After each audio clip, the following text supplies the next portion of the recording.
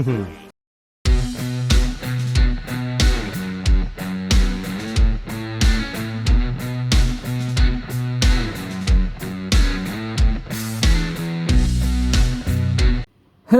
welcome back guys. Bagaimana kabar kalian? Mimin doakan agar kalian tetap baik dan sehat selalu. Dan jangan lupa bahagia. Untuk kali ini gua akan menceritakan alur cerita dari film Lord of the Ancient Godgrave untuk part yang ke-6. Bagi kalian yang belum nonton video-video sebelumnya, kalian bisa langsung cek di deskripsi. Dan jangan lupa bagi yang baru mampir ke channel ini untuk like, subscribe, dan menekan tombol loncengnya agar kalian tidak ketinggalan video-video terbarunya. Dan tanpa basa-basi lagi, kita masuk ke alur ceritanya. Di episode sebelumnya, Lin Feng telah sampai di kediaman Paman Mo. Ia pun berterima kasih kepada Nona Zian karena ia akan membantunya mencarikan obat untuk adiknya. Beberapa waktu kemudian, adiknya Nona Zian yaitu Zhang Qin, ia mengeluarkan hawa dingin yang sangat mengerikan.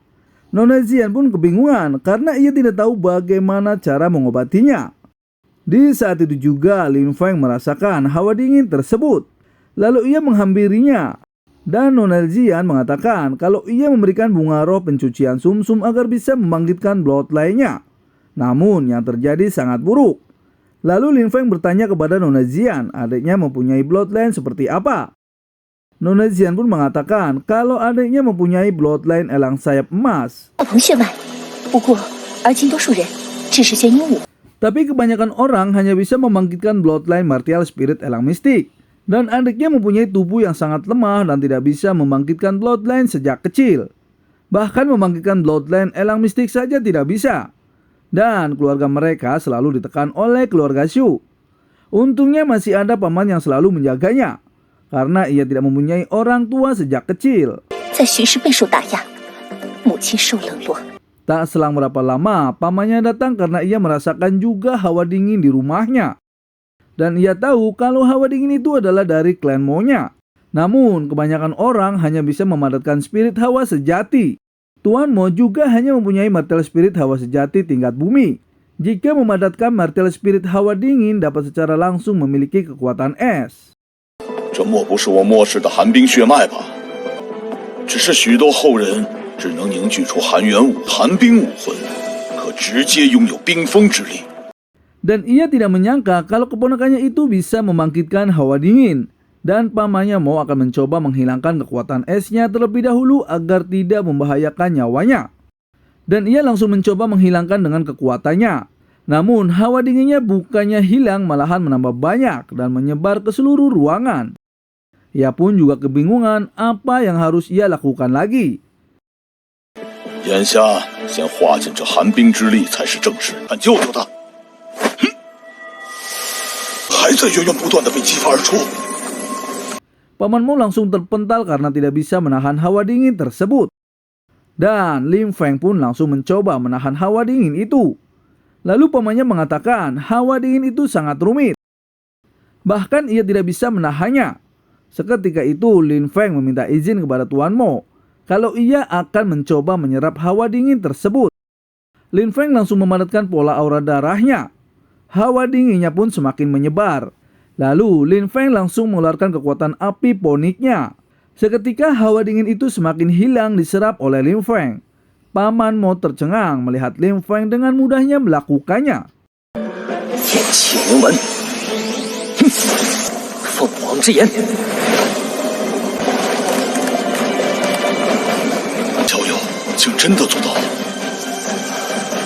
Lalu Nona Zian menghampiri adiknya yang sudah sadar dari hawa dinginnya. Dan Zhang Qin berterima kasih kepada Lin Feng. Namun Lin Feng takut hawa dinginnya akan keluar lagi. Jadi ia akan mengukir sebuah pola di tubuhnya yang dapat membantu menyerap kekuatan es. Setelah mengukir pola di tubuhnya, adiknya pun berterima kasih lagi kepadanya. Dan Lin Feng langsung berpamitan untuk beristirahat. 下一个铭文，可助他吸收寒冰之力。完成之际，你便以仙神融入当中便好。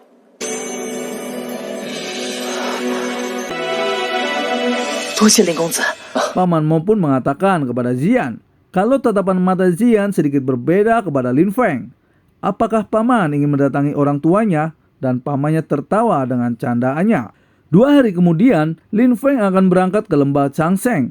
untuk mencari air mata kehidupan untuk adiknya.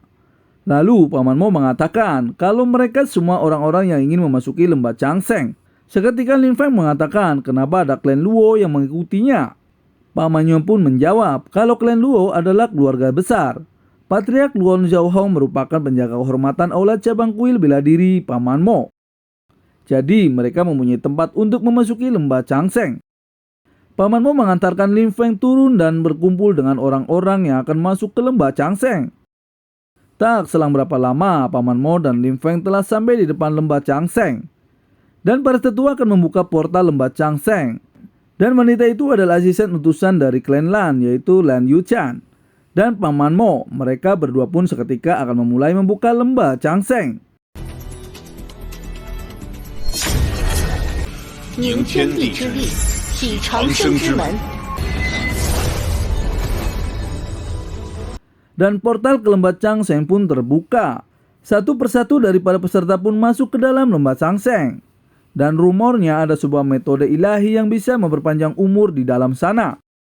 Lalu Paman Feng mengatakan kalau lembah Changseng akan dibuka selama 7 hari lagi. Dan semuanya harus keluar tepat waktu.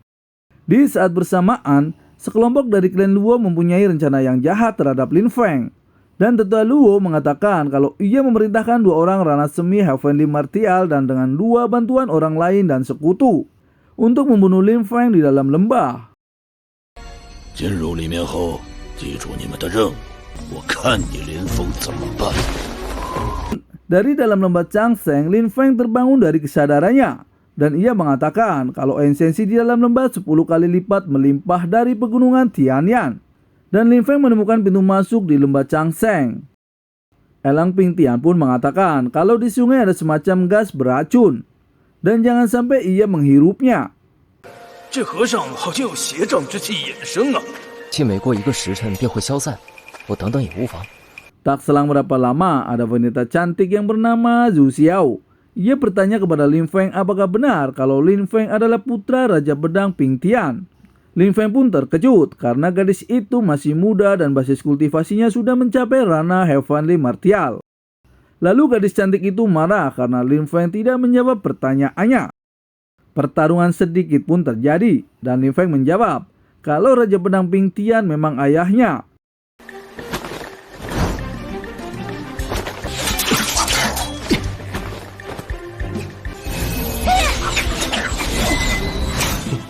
平天剑王的确是我父亲，你是？我们结伴一起走吧。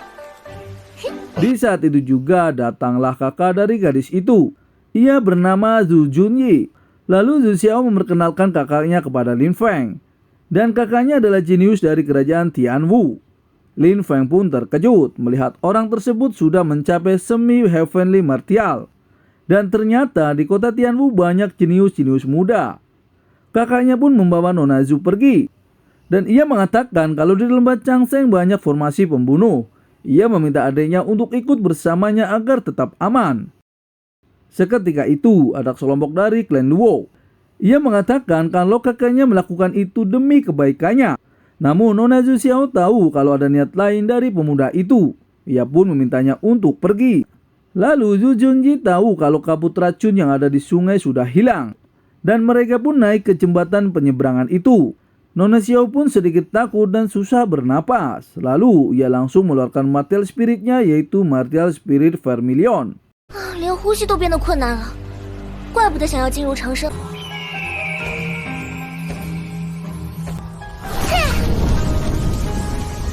Pemuda dari klan Luo itu pun mempunyai rencana yang tidak baik kepadanya. Ia ingin mendekati Nona Zhu Xiao demi status kekayaan dan reputasinya. Lin Feng pun mengikuti dan menaiki jembatan penyeberangan itu. Dan bagaimana kelanjutannya kita akan bahas di episode berikutnya ya. Terima kasih. 依靠他，那我在天武国的地位、财富、这武魂极为玄妙。朱小小这姑娘优啊！